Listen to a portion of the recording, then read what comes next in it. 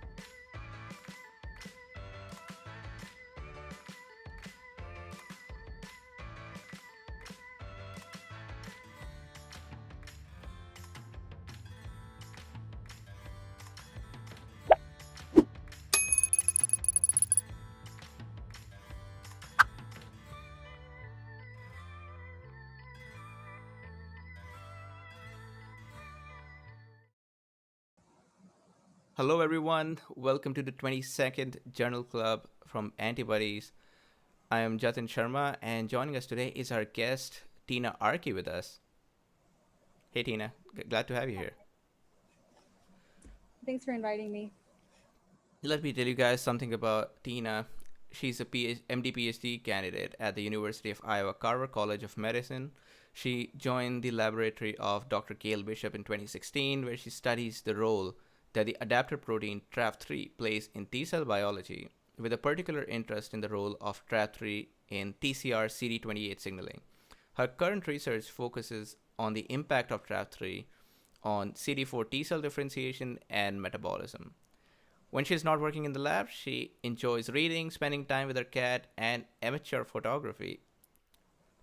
Tina, what kind of genre are you into for reading?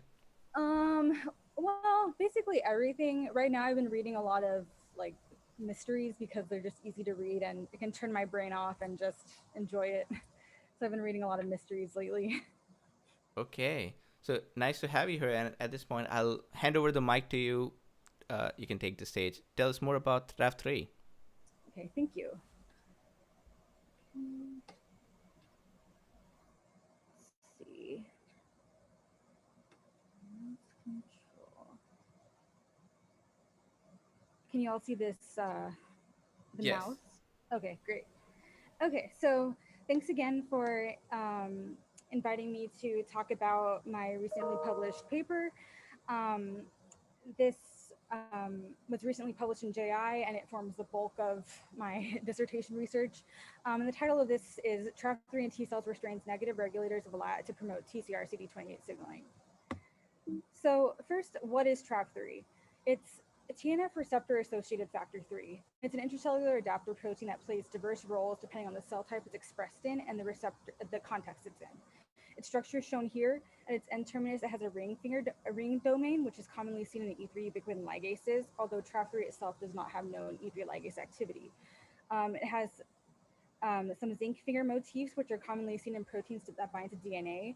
We haven't really explored that side of TRAF3, but we do know that TRAF3 interacts with at least one other protein, the phosphatase PTPN2, through these motifs. At its C-terminal domain, we have the coiled coil domain, which is acquired for TRAF oligomerization, and the TRAF-C domain, through which TRAF3 interacts with a variety of other molecules, including receptors, cytoplasmic tails of receptors, kinases, phosphatases, etc. So TRAF3, if I were to broadly just try to put it in a box, I would say TRAF3 is, broadly speaking, a scaffold molecule. It doesn't have enzymatic activity itself that we know of, but it brings other molecules to a complex to exert various functions. So what do we know about TRAF3 in T cells? First of all, in mice and then in T cells.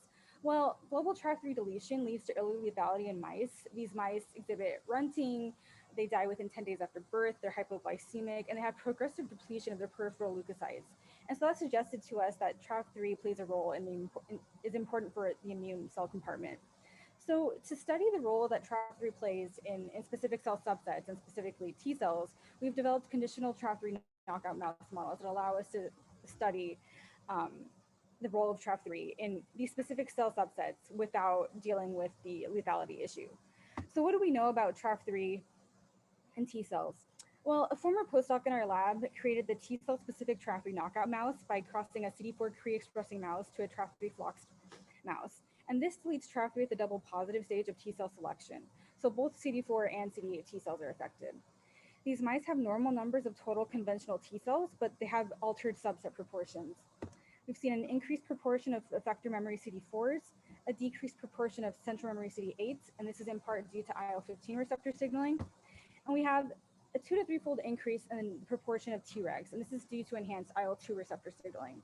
Additionally, there's a decrease in invariant NKT cells, and this is because there's impaired upregulation of Tbet upon TCR CD28 signaling, so they can't go through their full development.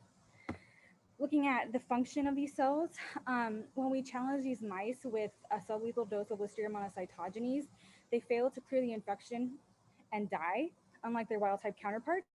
I'll take your question. Yeah, Tina, do you know what's the link between IL-2 and IL-15 signaling with TRAF3? How does it integrate? So we don't know a lot about IL-15 receptor signaling.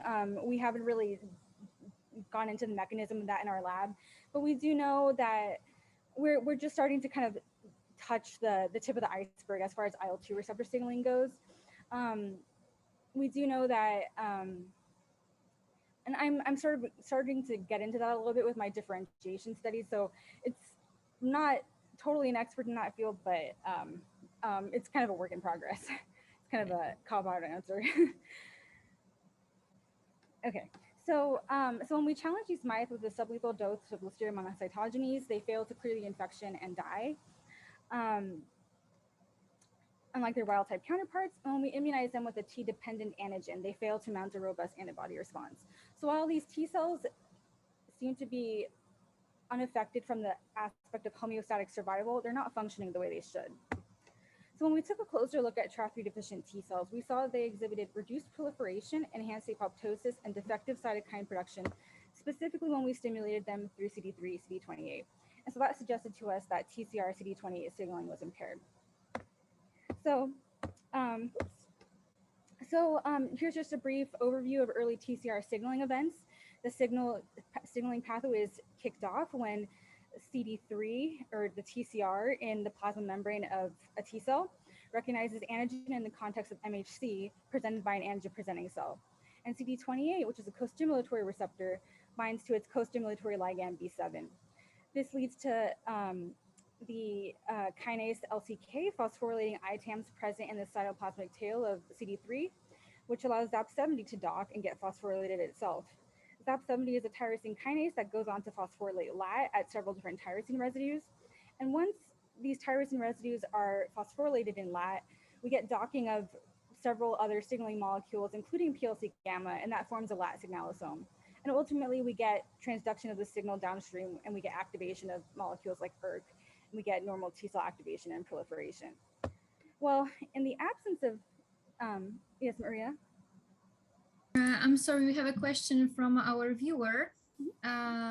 So does TRAF3 get ubiquitinated like TRAF6? So TRAF6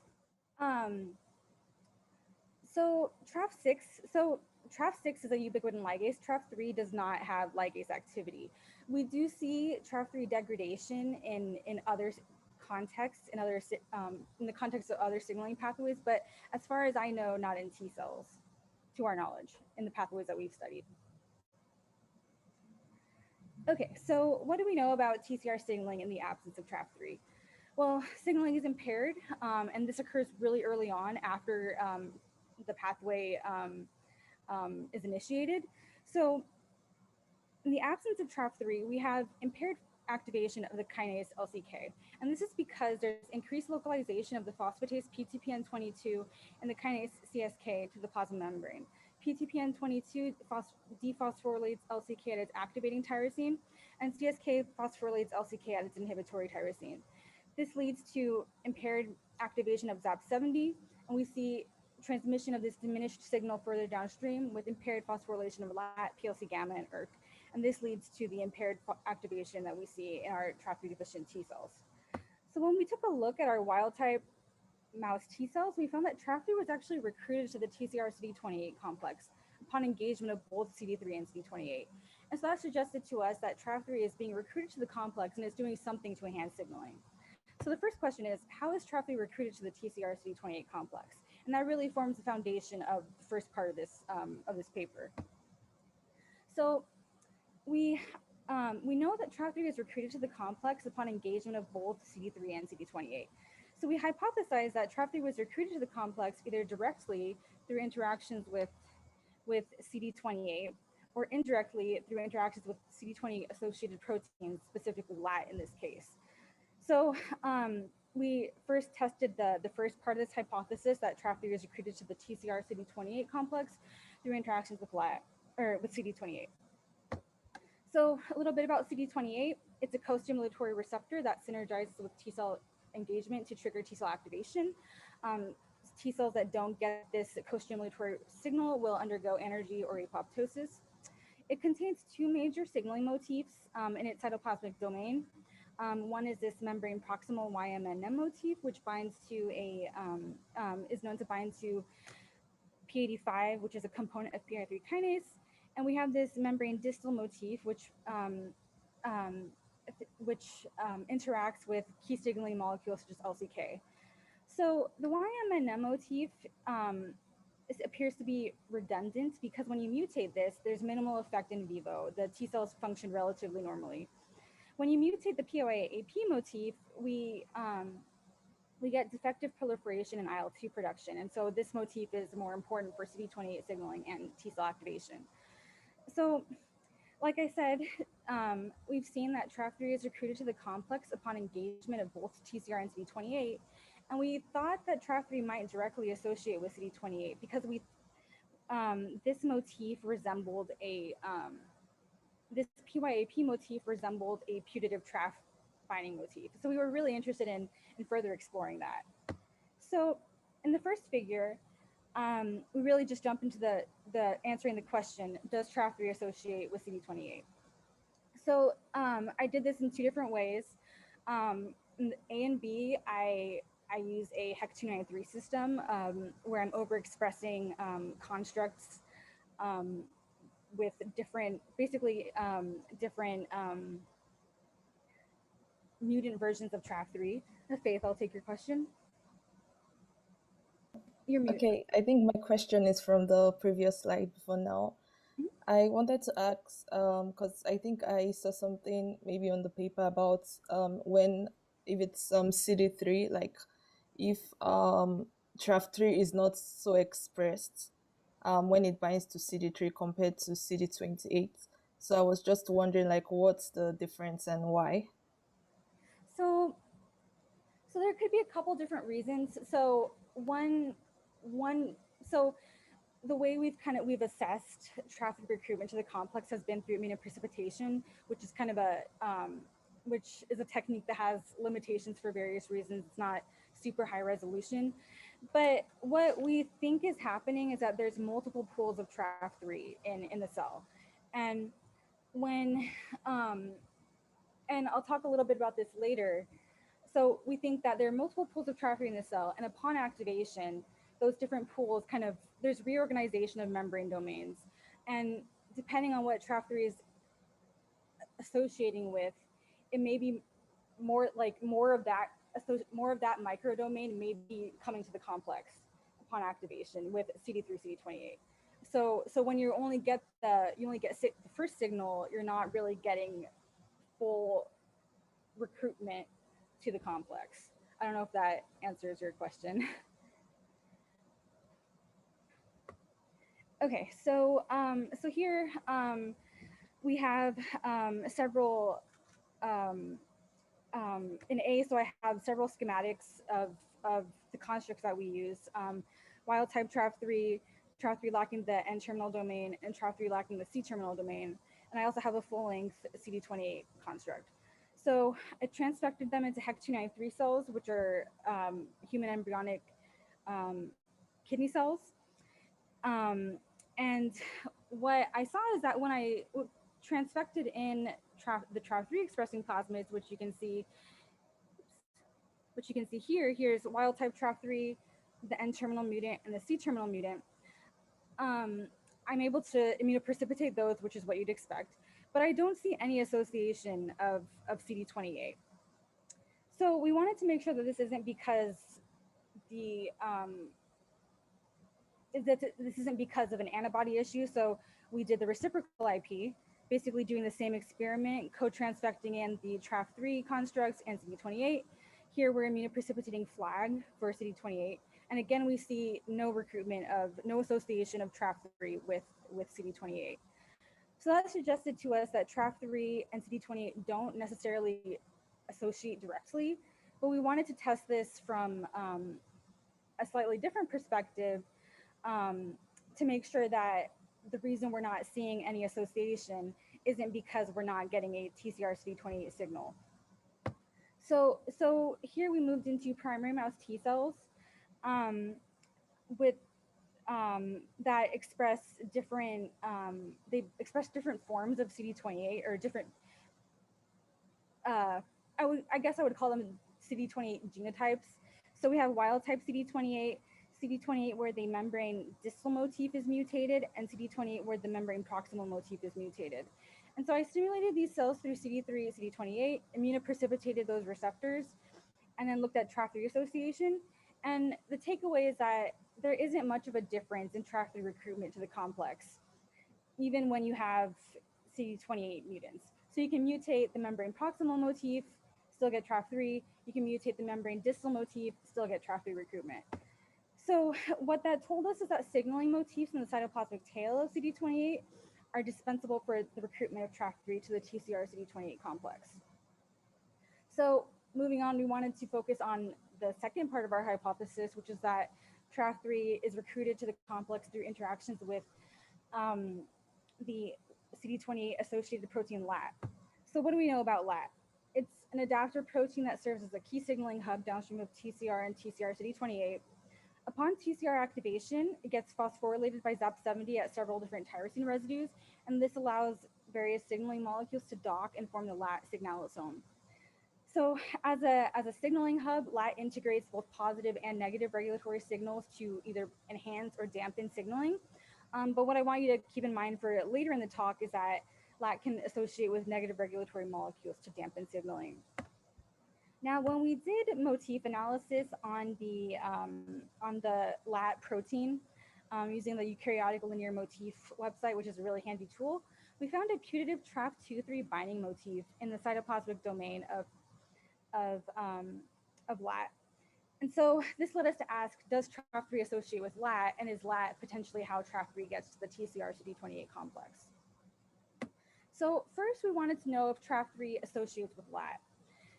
So most of the literature on LAT to date has suggested that LAT only associates with proteins upon tyrosine phosphorylation after stimulation. So we wanted to know if TRAF3 and LAT associate at baseline. So I took T cells from several different sources. HUT28.11 cells are a human immortalized CD4 T cell line. 2B4s are a mouse T cell hybridoma line, and primary mouse T cells are just bulk splenic T cells from a CS57 Black 6 mouse. And these are unstimulated. I did an immunoprecipitation for TRAF3 or isotype antibody as a control and just looked for LAT recruitment, LAT association. What I saw is that TRAF3 and LAT do associate at baseline. So that was encouraging, but we wanted to know if that association changes at all upon stimulation through CD3, CD28. And so that's what I looked at in B. Here we're just stimulating cells through CD3, CD28 for up to 7 minutes, immunoprecipitating TRAF3, and then looking at LAT. And the association between TRAF3 and LAT doesn't change a whole lot upon stimulation. So it's a constitutive association. So what are the structural requirements for this association? Maria.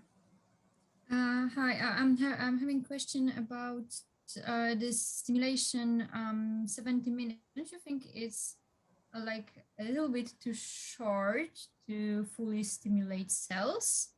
Like, because when we stimulate cells, we usually like wait for the effects a bit longer. And I was just wondering, have you tried stimulating them a little bit longer? So TCR signaling occurs pretty rapidly.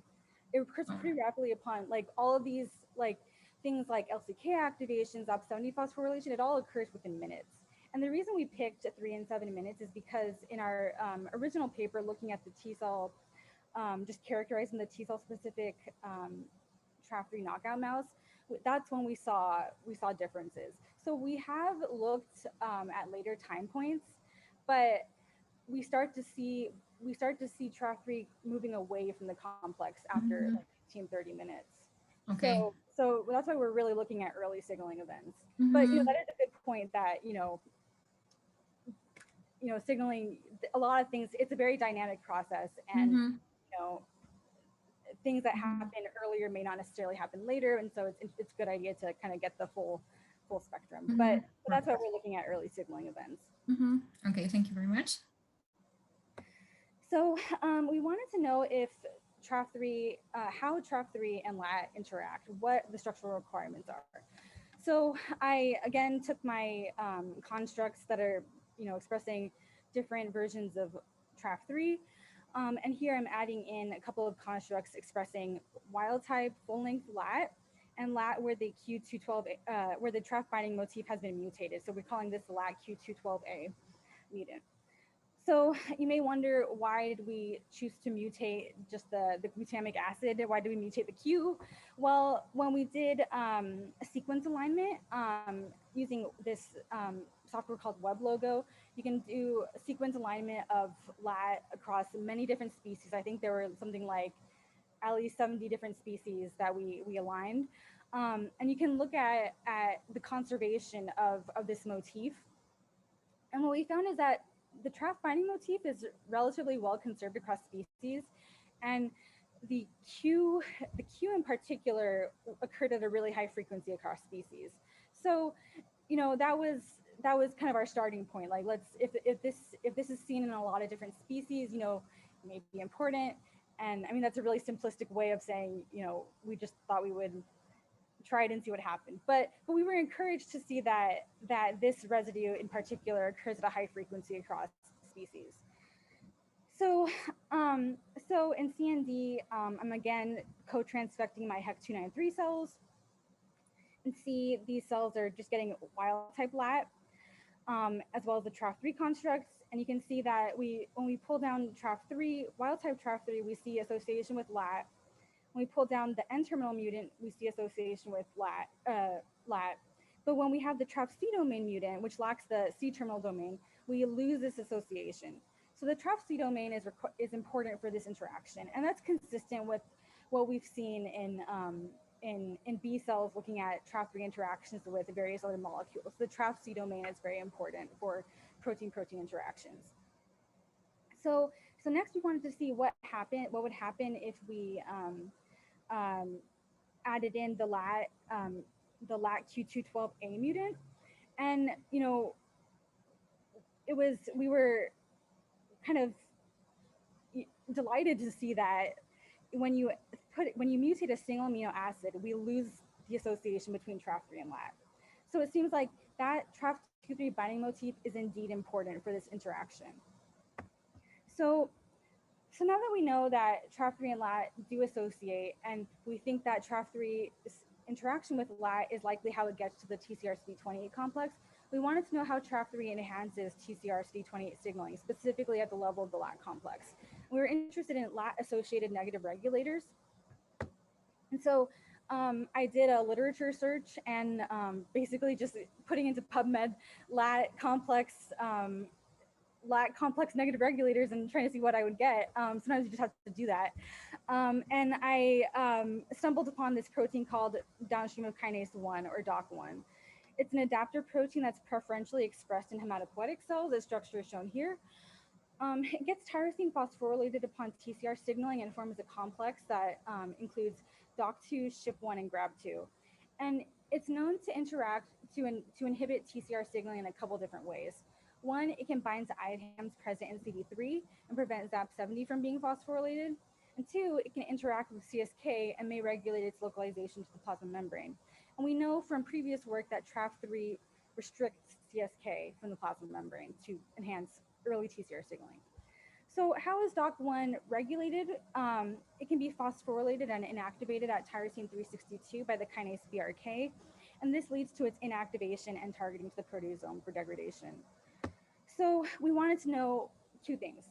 One, does TRAF3 associate with DOC1? And two, does TRAF3 impact the activity and stability of DOC1? So in the first part of this figure, I'm just looking at association of TRAF3 and DOC1. I took HUT28.11 cells and 2B4 cells, and I stimulated them, pulled down TRAF3, and just looked for DOC1 association. And what I saw is that these two molecules can associate, they have an inducible association. So when you stimulate through TCR-CD28, these molecules associate. So next I wanted to know what impact TRAF3 has on activity of DOC1. So DOC1 can be phosphorylated at tyrosine 362, and this leads to its inactivation. So I thought I would take a look at phosphorylation at this residue in the presence or absence of TRAF3. So these are HUT 28.11 cells that are wild type or have had TRAF3 deleted by CRISPR-Cas9.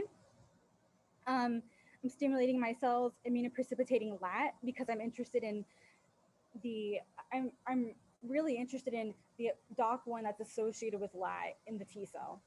And this allows me to enrich for the compartment that I'm interested in. So I immunoprecipitated LAT and looked at DOC1 and phospho-DOC1. And what you can see in this summary graph here is that the ratio of phospho-DOC1 to total DOC1 associated with the LAT complex doesn't change a whole lot in the wild type cells. However, in the knockout cells, the ratio decreases upon stimulation. And so what that tells me is that in the absence of TRAF3, there's more active DOC1 associated with the LAT complex. And when DOC1 is active, it can exert its inhibitory functions. So next I wanted to know if phosphorylation of DOC1 led to its degradation, because that was reported in the literature, and I really wanted to see, what impact that had on DOC1 stability. So here I'm stimulating my cells, doing a DOC1 IP, and then looking for K48 ubiquitination. And what I saw is that there's more K48 ubiquitination associated with DOC1 in the wild type cells.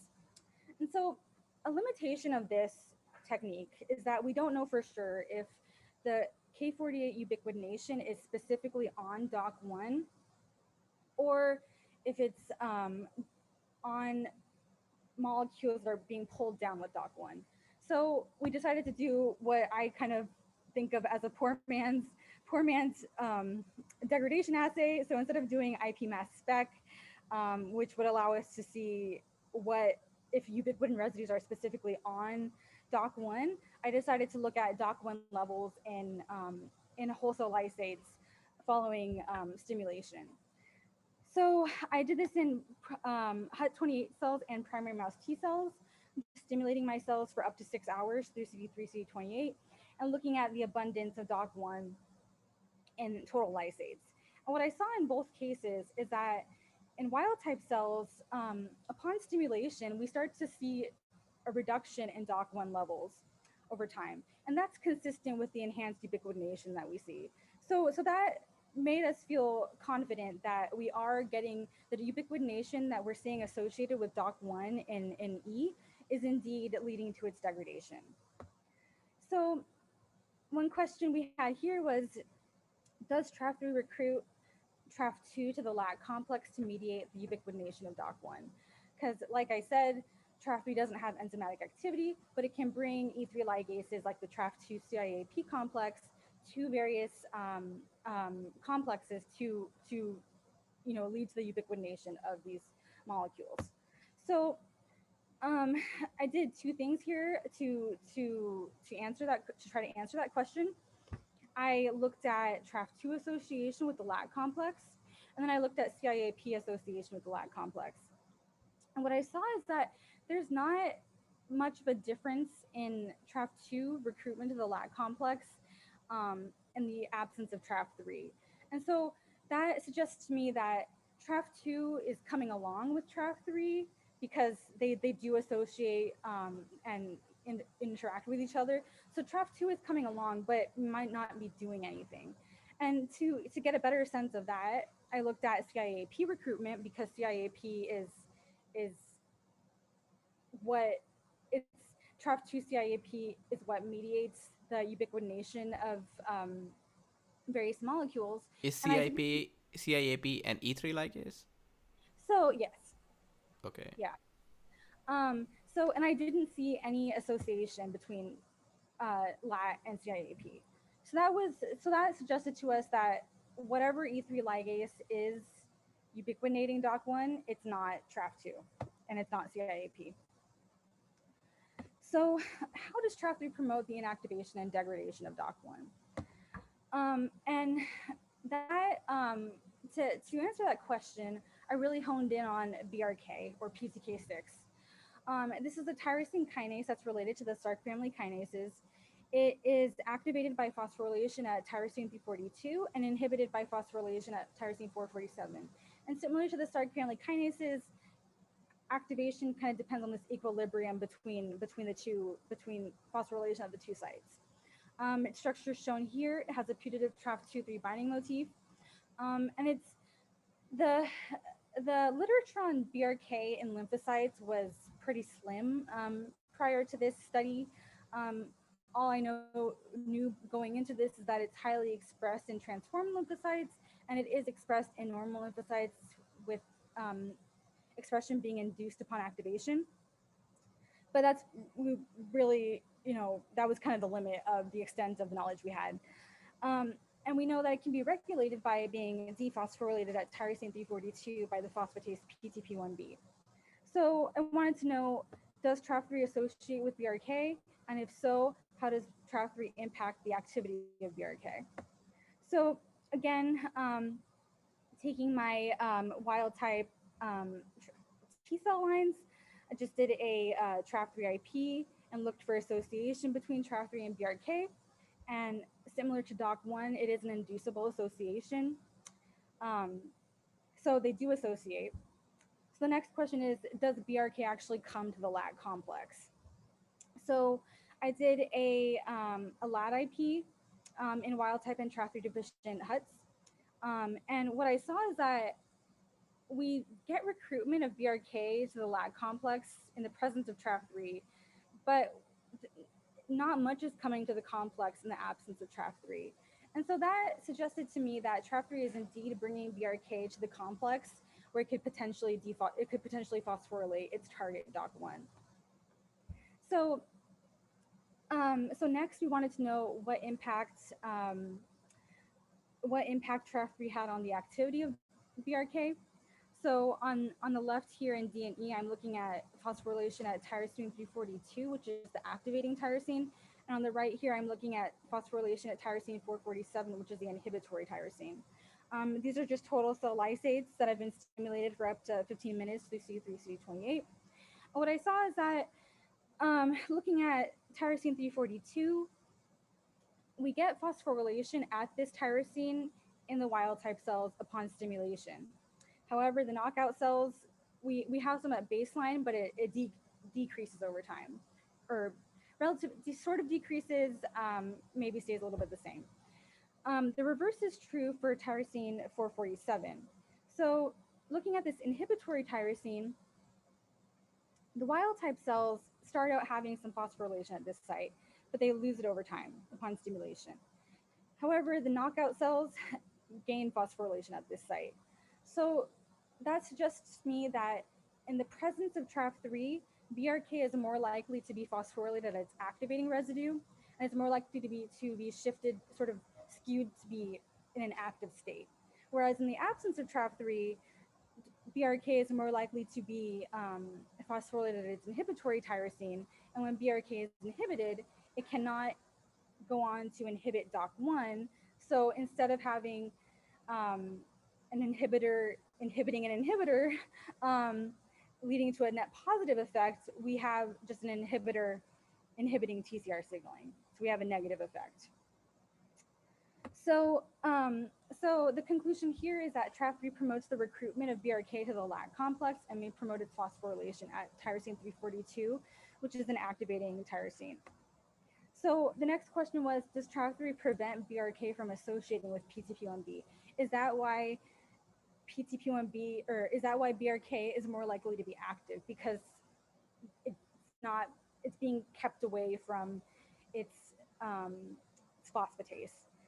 So to test that, I did a BRK IP and looked at PTP1B recruitment.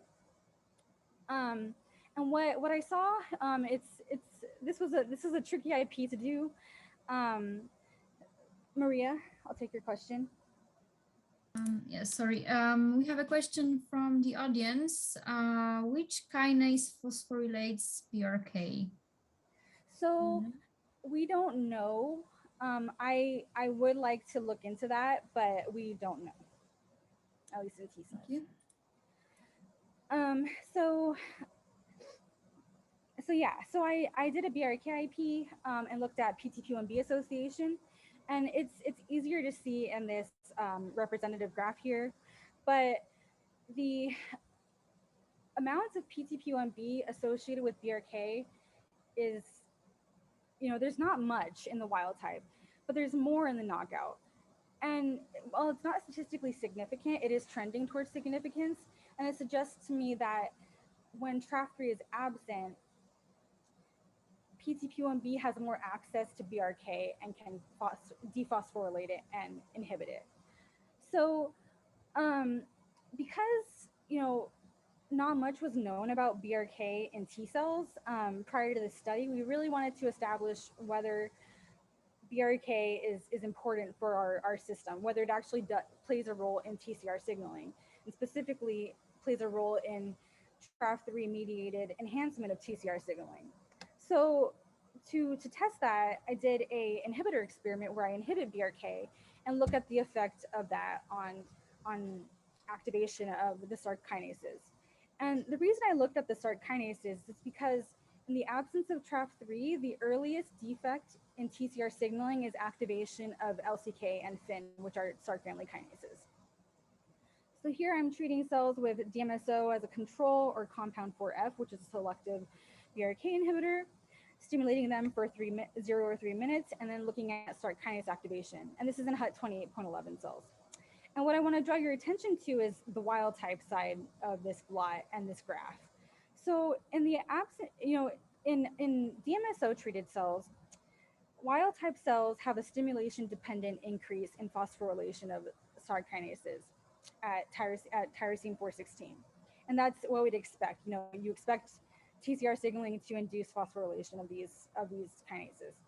However, when we treated the cells with compound 4F, the BRK inhibitor, we lose that stimulation dependent increase in Src kinase activation. And so that suggests to me that BRK is indeed playing a role in enhancement of TCR signaling, because when you inhibit BRK, you have unrestricted activity of the negative regulators. So the negative regulators can go on to inhibit TCR signaling. And to support a role for BRK being more important in the presence of TRAF3, when we looked at the impact of this inhibitor on the TRAF3 deficient T cells, we didn't see much of a difference in phosphorylation at Src 416 in treated versus untreated cells. So this tells us that BRK is important for normal TCR CD28 signaling in HUT 28.11 cells, which are immortalized CD4 T cell line.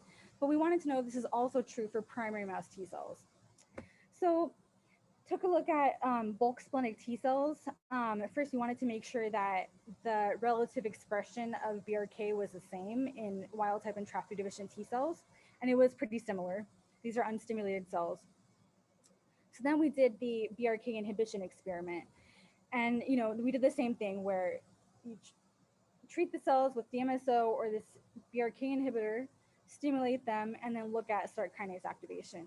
And we saw a similar phenomenon as what we saw in the cell lines, where in the wild type cells, there's a stimulation dependent increase in phosphorylation at tyrosine 416 of phosphorylation of the Src kinase. When you treat these cells with the inhibitor, we have a reduction in Src kinase activation. And again, not much happens to the TRAF3 deficient T cells. So you'll notice that the impact of the Brk inhibitor isn't as potent on the primary cells as it was on the HUT 28.11 cells. And I think that's because HUT 28.11 cells are a transformed cell line and they may express more Brk totally. But it was encouraging to see that the primary cells looked similar to the transformed cells. So Brk does play a role in primary cells as well. So the conclusion here is that Brk inhibition impairs TCR CD28 signal mediated Src kinase activation in wild type primary mouse T cells. So, here you might ask, how do you know if TRAF3 is actually, if Brk is actually acting on DOC1? Yatin. Is there any chance that BRK could be upstream of these Src kinases, or do you think it's downstream? I think it's downstream. Okay. Yeah, I think it's downstream.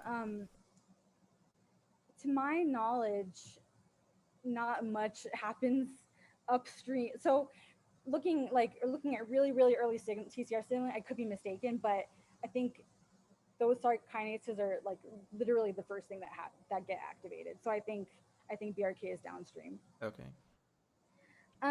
So next we wanted to know if BRK inhibition actually has an impact on DOC1 activity to basically, answer the question, is BRK actually acting on DOC1 or is it doing something else? Is it acting on something else?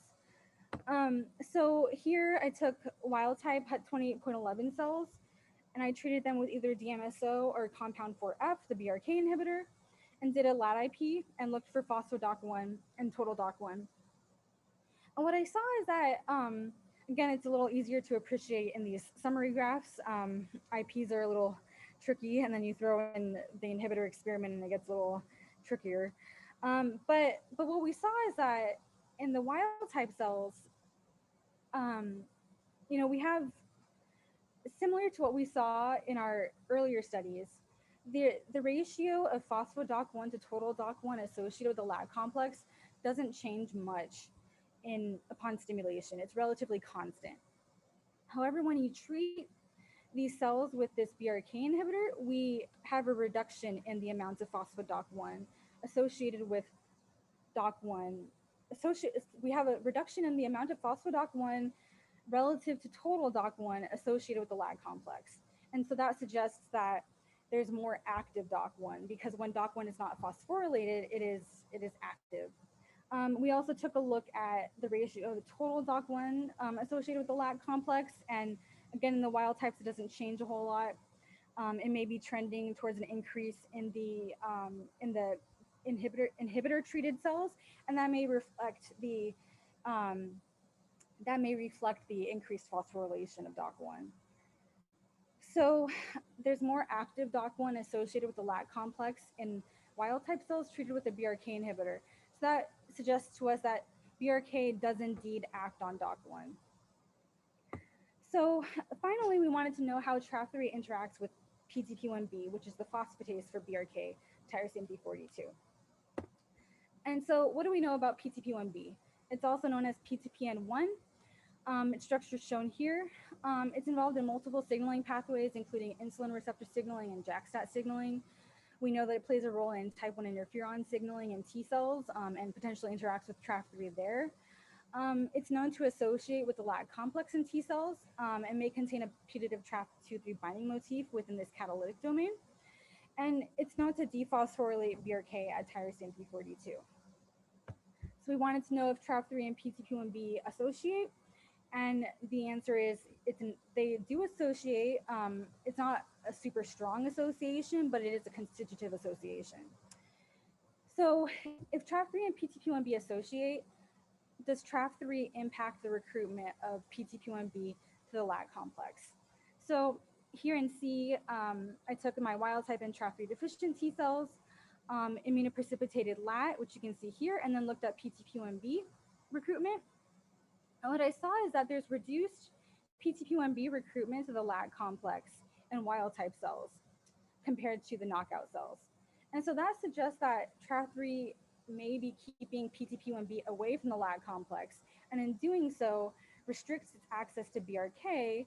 So BRK is more likely to be phosphorylated because it's not targeted by its phosphatase.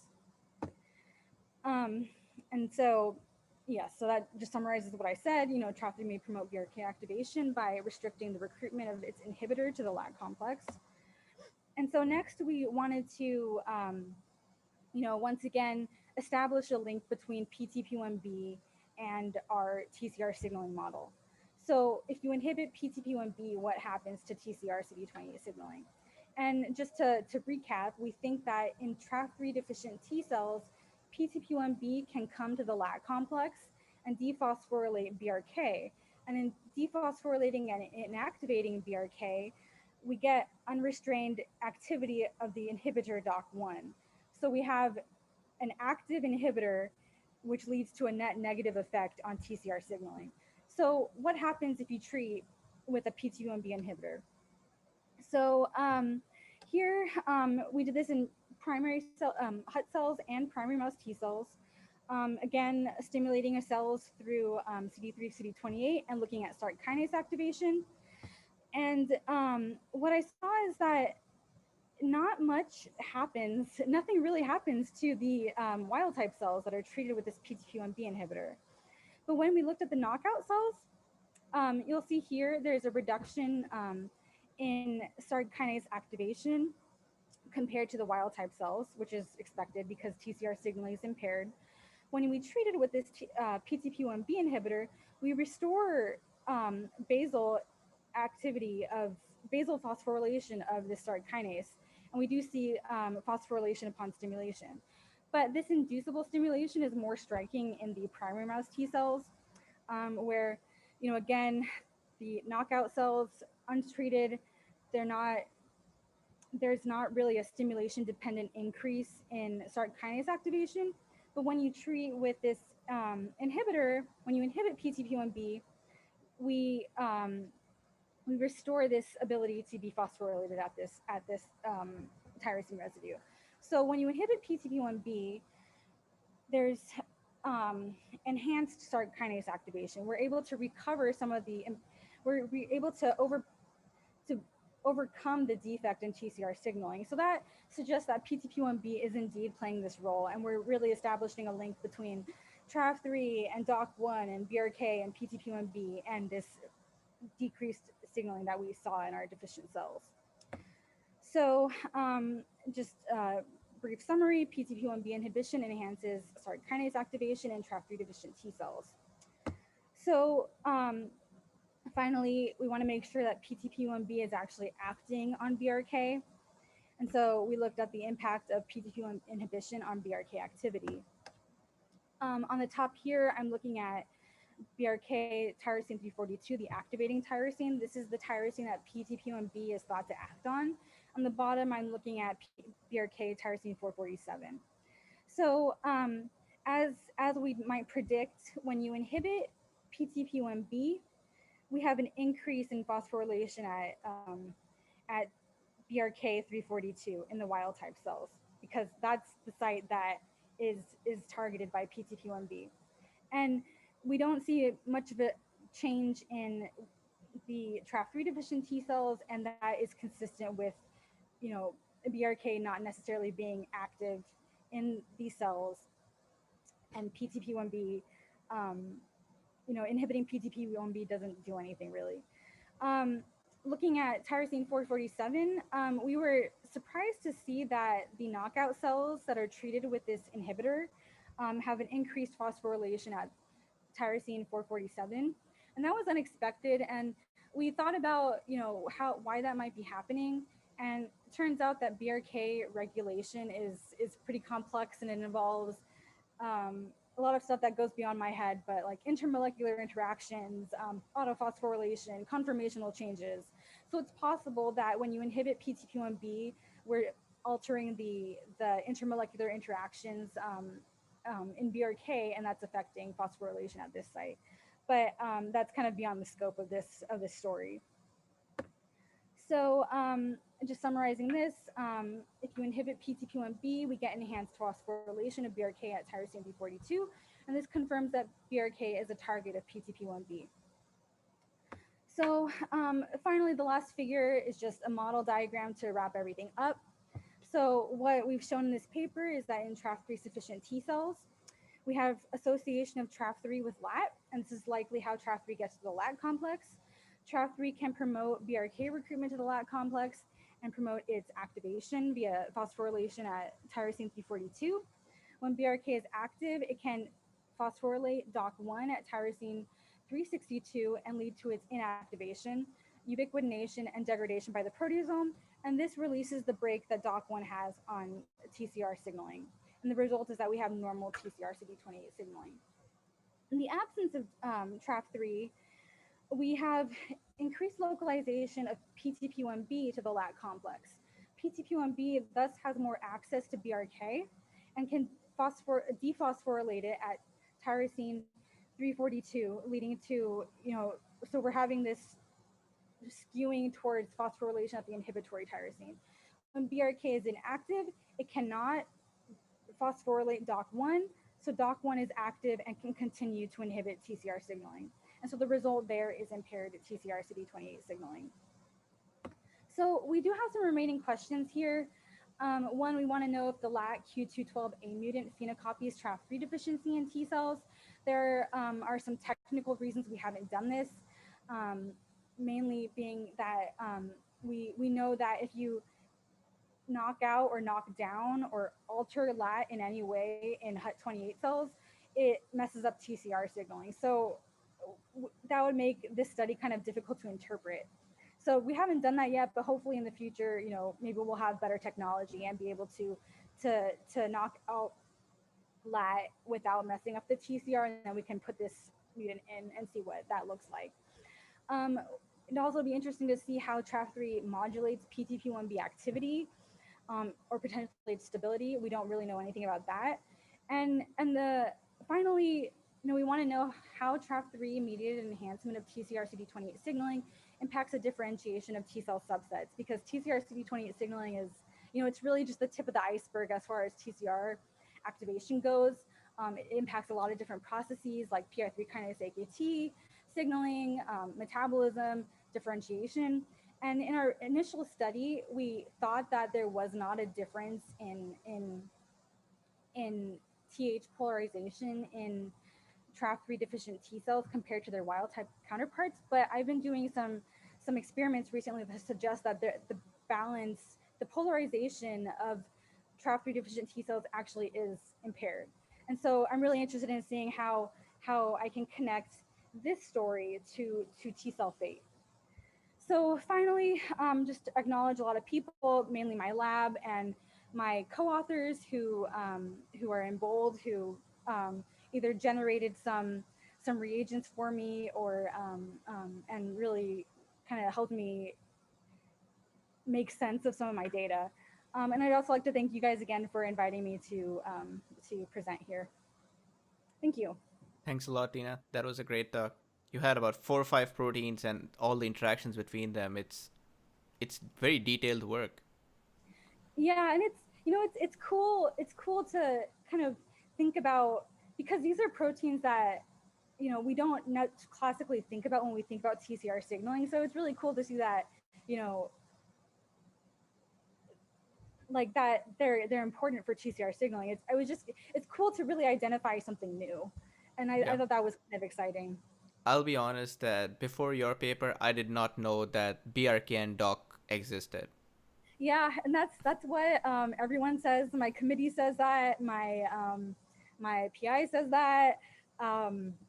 You know, they don't come up a lot. And I think, you know, I think that kind of speaks to the importance of thinking outside the box. You know, Yeah. like when you're thinking about what your proteins might interact with or what pathways may be important for your system, like, you know, sometimes you have to go beyond what we're taught in like basic immunology classes and, like, you know, expand your horizons a little bit, because signal transduction is so complex. And like, so just because it hasn't necessarily been described in lymphocytes doesn't necessarily mean that it's not important. And so that's a long way of that's a kind of a roundabout way of saying that, just, you know, don't always, you know, sometimes your data takes you in a direction that you don't necessarily expect, and just follow it and see what happens and keep an open mind. Yes. Oh, yes, definitely.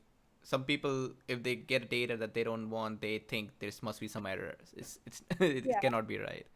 You know, that was, you know, at the beginning of this project, we really thought that CD28 was important. Like, we thought that that's how TRAF3 got to the complex. And so it took a while before, you know, we really believed the data that, you know, it's not CD28, it may be LAT, and, you know, these sort of novel proteins are involved. So yeah, it's just, sometimes it's not the reality that you want to accept, but you kind of have to learn to accept it.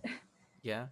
This project has opened way for a lot more experiments about what if there is Brk knockout in T cell specific or whole mouse, what happens, right? Or similar story for DOC.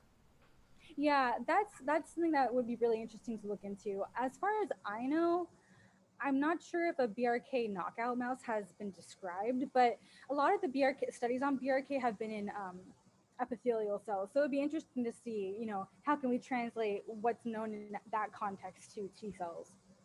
Yeah. Are you going to continue working on TRAF3 story? Is that going to be a part of your major part of your thesis? Yeah, so right now I'm working on the role of TRAF3 in T cell differentiation. It's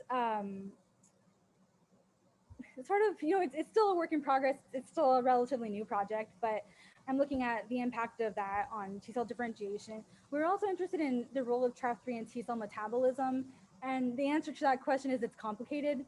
But I do like the idea of like having my dissertation be a study of the role of TRAF3 in T cell biology from membrane to potentially nucleus, and just kind of bring it all together. Yeah, I would even think it might have an effect on thymic development. Yeah, so we didn't see with the CD4 we didn't see any defects in thymic development, but I believe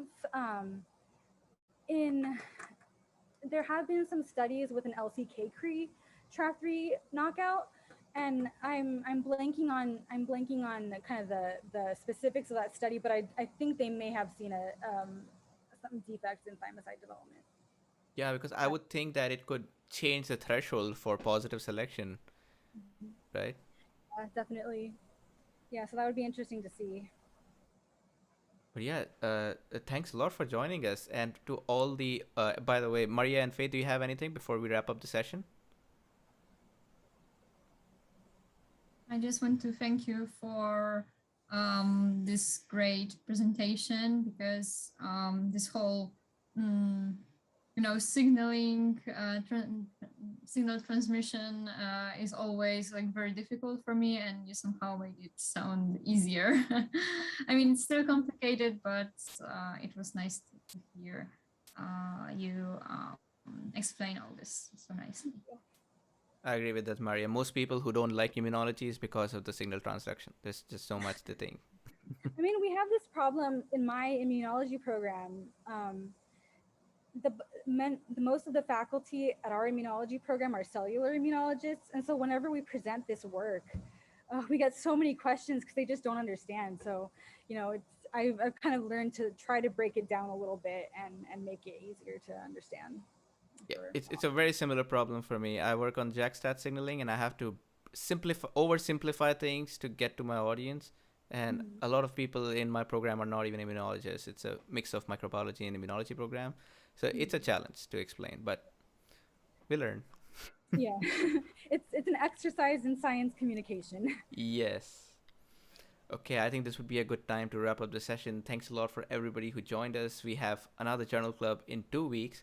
And to Tina, good luck for your future, and hopefully you will be defending your thesis in a year or so.